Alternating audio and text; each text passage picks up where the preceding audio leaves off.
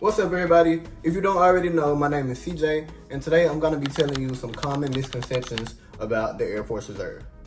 Alright, just a little backstory. I did join the Air Force Reserve in 2021 after I graduated high school. I graduated in May 2021.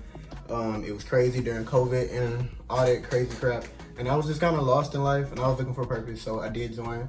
My job is a 4NO, which is a medical aerospace medical. Excuse this chair, y'all. This chair is so squeaky. But my job is an aerospace medical technician. That is, you're really just a med tech. So it depends on, well, for me, it depends on where you're needed.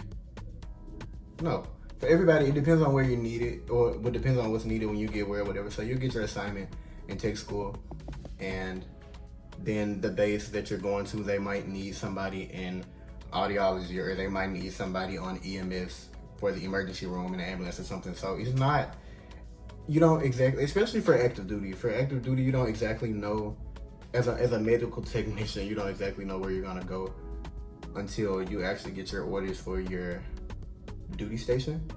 But me, I work at Keesler Air Force Base in Mississippi, and primarily I run the audiogram booth. So I just give hearing tests, especially for the flyers and the security forces, because they're constantly exposed to a lot of loud noise. So we want to make sure that they can hear. But yeah, and a little background information about me. Let's get into, this chair is blowing me right now. Okay, let's get into the misconceptions. All right, I'm just gonna have to stay leaning back so this chair don't squeak. But let's get into it. So number one, reservists. Reservists are part-time, so they aren't real military. People got this joke about reservists and National Guardsmen being weekend warriors, and first of all, we go through the same training. So we go through the same basic training, and we go through the same tech school as everybody else. We just work differently. And it's actually, in my opinion, it's a lot tougher because most of us in the reserves and in the guard have alternate lives outside of the military. So if you're active duty, the military is your primary life. Like, that's what you're doing. That's your primary source of income. That is pretty much your way of life at the time. Like, you might have hobbies and stuff on the side. Like, you might cut hair or something on the side, or customize shoes, I don't know. But for us, this is our side. And it makes it tougher to do things because we're held to the same standard as active duty. We have, like I said, we have the same training. We're expected to know the same things. We're expected to stay up to date on our stuff, even though we only work a few days a year, well, a few weeks, if you want to calculate it, maybe a few months a year or whatever. No, a few days, months, whatever.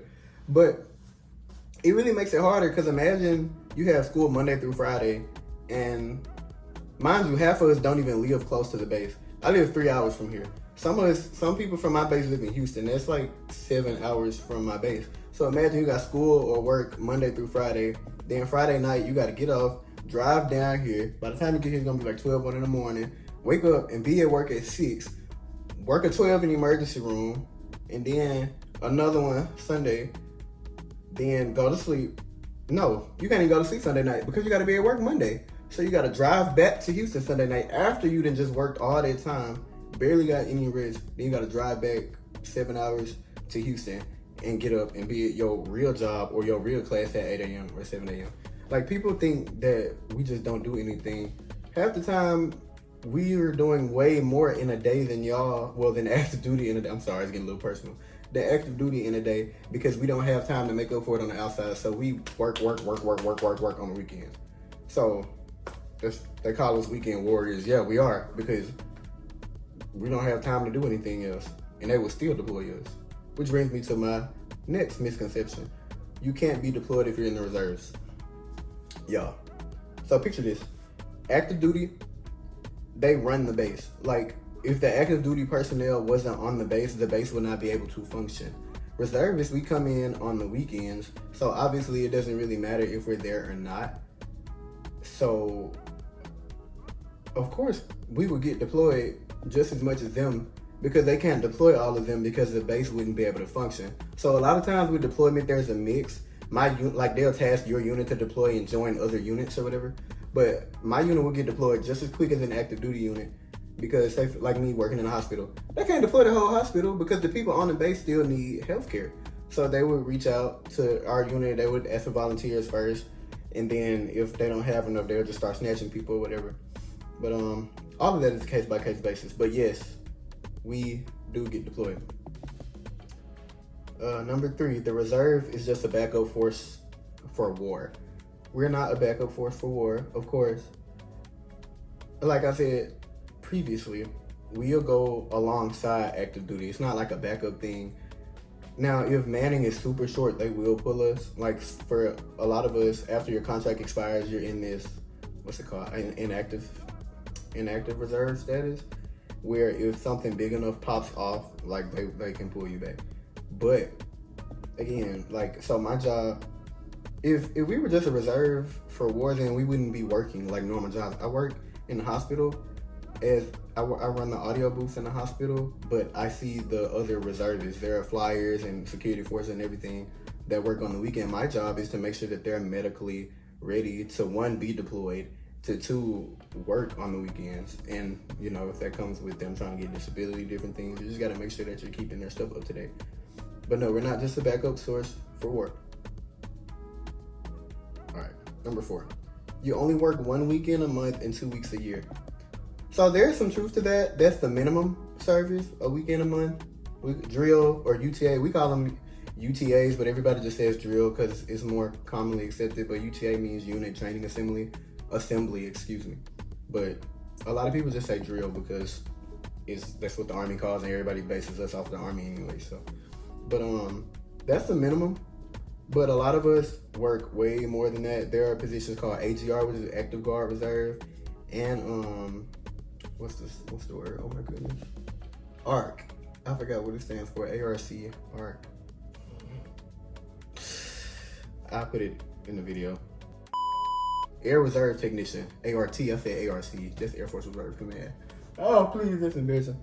But yeah, many of us work a lot more. You can come down and volunteer and you can still get paid for it. Now, the 2 weeks is what's called an annual tour for us. Every 2 weeks we have to go on, every year we have to do 2 weeks of work called AT, or annual tour. And then the 1 weekend a month is just the normal drill. But you could do, if there's somebody with short staff there, reach out to reserves and ask for manpower to fill certain positions. That happens a lot in medical because that's a necessity. That's a critical career field. So that is true, but it's not true at the same time. Another one is you don't get the same benefits as active duty. Some truth, some lie. So, reservists get many of the same benefits. Like we get GI Bill. You just have to work a certain amount of active duty days to qualify for it. And then we also get, like I get Chapter 1606 GI Bill, which just gives you a stipend for your books and stuff every month. So it might be like $400 a month or something, depending on how many credits you take. But it's not a full, like, just tuition. But we do get what's called tuition assistance, where most of the time it'll cover your entire tuition, honestly, but it's just not the same thing as GI Bill. It's just reserved tuition assistance. So it's kind of same concept, but it's just not called the same thing. But you have to keep your grades up or whatever to qualify for it and stay in good standing. We do give you home loans. We do get retirement, but it's a point-based system, but I'll talk about that in a second.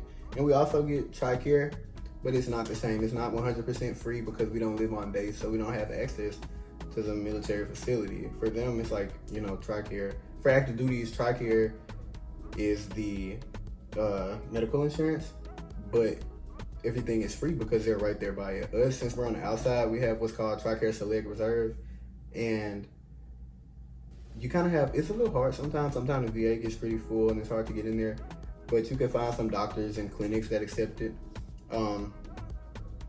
So we get TRICARE, just not the same. And then we do have to pay a small fee. Same thing with the dental insurance, which I forgot what's called, Concordia, I think. But you have to pay a small fee instead of just, like, active duty pays nothing at all. But reserves, we pay a small fee. And then number 10, reservists don't get retirement unless they go active duty. Cap. You can retire from the reserves after 20 years just like any other federal job, but you're only gonna see that money after you turn 60. Unless you've had some time overseas on deployment and combat, different types of things like that, then you can get it earlier. Also, if you retire on disability. Yeah. Number 11, training is easier in the reserve than in active duty. We go through the same training. Basic training for reserve, guard, and active duty. Same exact place. Lackland Air Force Base in San Antonio, Texas. They don't care where you working, what your job is. You're gonna do the same thing. Don't treat you all the same. You can be a janitor, you can be a cook, you can be a med tech like me working in a hospital, you can be a security forces. You're going through the same basic training. They don't care if you're a police officer. Like, they don't care if you're 40 or if you're 17. Same exact training.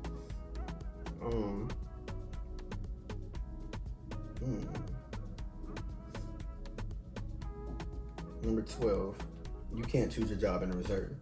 That's not true. So active duty, I don't think that they're able to choose their jobs. I think they can put like the ones that they want the most, and then hope that they can get it. But for reserve, since we sign our contract before, well, I'm not gonna say we sign our contract. We find our positions before we actually go to basic training.